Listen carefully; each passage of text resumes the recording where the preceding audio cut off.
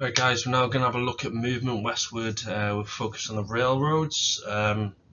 Again, final part of this was the government's actions to encourage westward migration, was enabling the building of the railroads. So important. Look at the image there as well, disrupting the buffaloes. You see how these themes can impact so many different types of questions that could come up. So why did they want a railroad? Well, bring law and order to the west, wanted to reach those lawless places in the west, to be able to trade with other countries in the Far East as well, from ports in Oregon and California, to fulfill Manifest Destiny.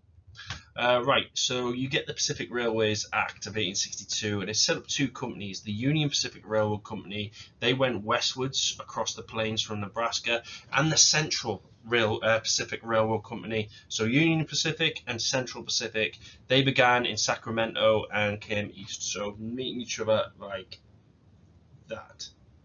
Um, this was to encourage them to build the railroad. The government gave them free land to build upon. The companies could use this land. They would use it to settle, or they would use it to sell, and became quite rich and important from this. So I'm going to talk for a little bit about what the act did, how the government helped, the benefits and the problems. So the Pacific Railroad Act itself. Again, the two major problems against building a railroad to connect the east and western halves of the USA before 1862. The first was it was really difficult. It was extremely difficult. The cost of building a 200,000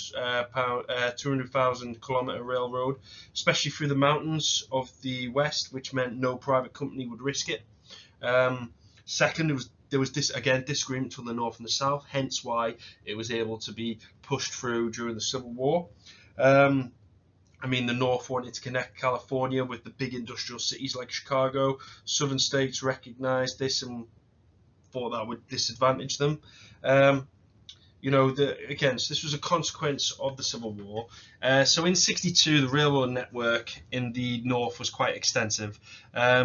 But reached only far west as the Missouri River, so there was a lot of different connections.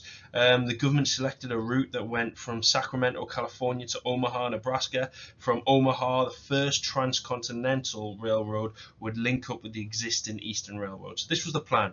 The Pacific Railroad Act then split the job, as I said before, between the Pacific, Union Pacific and Central, where they were going to meet each other. The act committed the US government to extinguishing any rights Plains Indians might have to land along the route. That's important. I'll say that again. The act committed the US government to extinguishing any rights Plains Indians might have to land along the route. It also loaned each company $16,000 for every mile of track they laid, 48,000 in mountainous areas. It granted each company large sections of public land along the railroad, as well as funding the buildings, the first transcontinental railroad. The Pacific Railroad Act also set up the first transcontinental electric telegraph. So it's all about connection. In all, the government gave the two railroad companies 45 million acres of free land and loaned them $61 million. For comparison, the US government had paid Russia $7.2 million for Alaska in 1867. So they were giving them a huge amount. The company still nearly went bust, though. That was still part of the issue. Partly because of the challenges of this engineering feat, and partly because the Union Pacific Company was caught charging the government more than it spent in order to make more money for its investors. So there's real financial troubles. But the railroads and the settlement of the West, well, the companies used marketing to encourage settlers to buy their land grants. They laid on special trips to show possible buyers the attractions of the area. They're organizing loans to help people buy the land, sent successful settlers on tours to recruit new customers. Each railroad had a bureau of immigration to persuade people from foreign countries to settle the plains. So you look at all these factors coming into it. One agent claimed to have persuaded 10,000 Scandinavians to settle in Nebraska, for instance, while another was responsible for 60,000 Germans emigrating to Kansas. By 1880, the railroad companies had settled 200 million acres in the West. They were more influential than the Homestead Act in encouraging settlement because they had more land to sell. Make a note of that. So important. So what general impact does this have?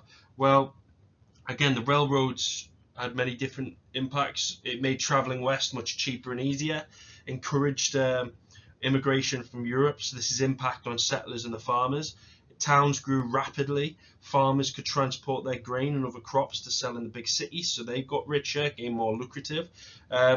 Settlers could buy products from industrial cities, so very important. So the impact on the cattle industry will enable the growth of the cattle industry.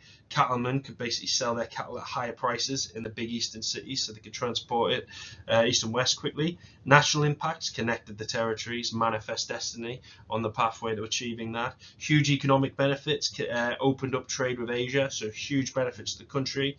But Plains Indians, tribes had to move away from the railroad routes. Buffalo, declining numbers, tract and land grants reduced grasslands. Trains brought hunters to the plains to kill them all. Plains Indians attacks the railroad surveyors and constructors led to a conflict with the U.S. Army.